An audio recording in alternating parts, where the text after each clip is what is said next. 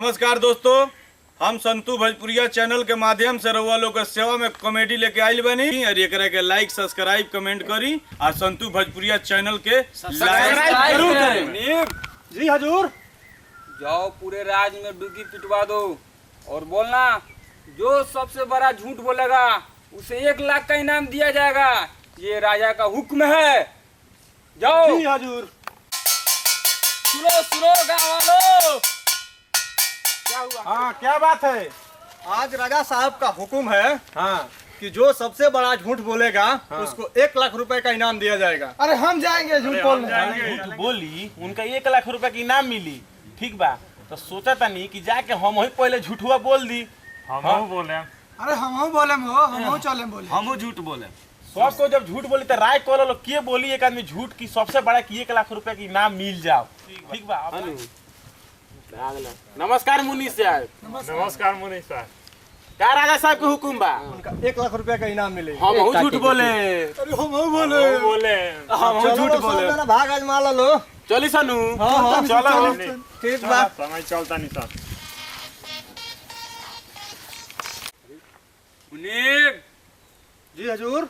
सभा लगाया जाए। जी हजूर। राजा साहेब, हम देखला हई कि सियार पंडी के बकरिया 6 गो बच्चा देले रहलसिया। नमस्कार राजा साहेब। खुश रहो। कहाँ आए हो तुम? राजा के दरबार में एक सभा लगा है कि जो सबसे बड़ा झूठ बोलेगा उसको 1 लाख का इनाम दिया जाएगा। तुम भी झूठ बोलने आए हो? हाँ बोलो। राजा साहेब, बोलो। हम रास्तवा में आवत रहनी हाँ। ठीक बात, एगो बड़का चका नदी देखनी हाँ और पूरा नदिया फुला गई रहलसा और वो पर हेंगन से लोग ऊपरे चल जाता रहलसा। हम देख कैनी हाँ। बोली राजा साहेब इनाम मिली कि ना मिली? ये कौन सा बड़ा झूठ है बाबू? ये तो इतना लंबा चौड़ा दुनिया है, ये तो कहीं ना कहीं हुआ होगा। जी हजूर। दूसरे प्रजा को पेश किया जाए। जी हजूर।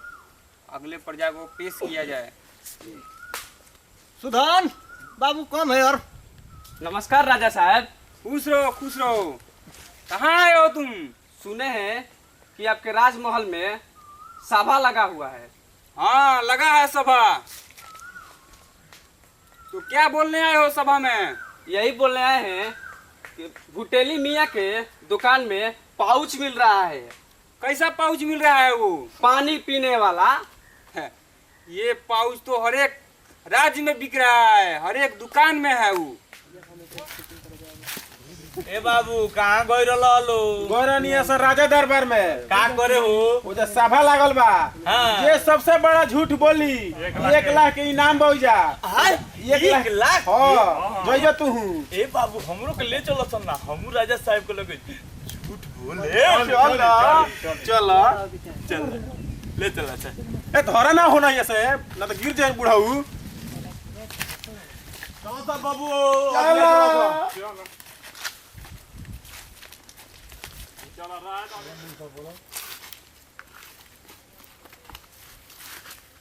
राजा साहब प्रणाम। बोलो। राजा साहब रहुआ दरबार में का इनाम रखल बा 1 लाख के कि अगर जी एगो जे झूठ बड़ा बोली ओकरा की 1 लाख रुपया इनाम मिली। हमू झूठ बोली हजूर? हाँ, बोलो, झूठ बोलो। हजूर हम झूठ ना बोले, मगर सोच के बतिया हम बोले चाहता नहीं। बोली हजूर? हाँ, बोलो।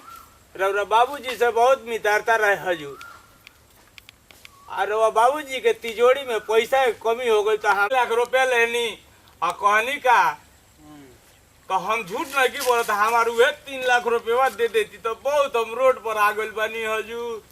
उहे हमरा के 3 लाख रुपया दे दी कि हम हमार चलो आगे पड़े गाड़ी हजूर। किसको? सबसे बड़का झूठ ये बोलल बा। एगो बात जान लियो।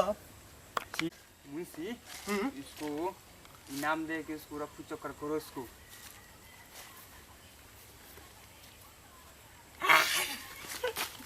आवाज ले चला था।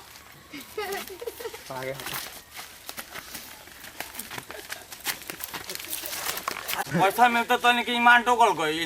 बोल पैसा है मिलल बा 1 लाख रुपया। अब हमरा से संभात नहीं थे देने के देता नहीं।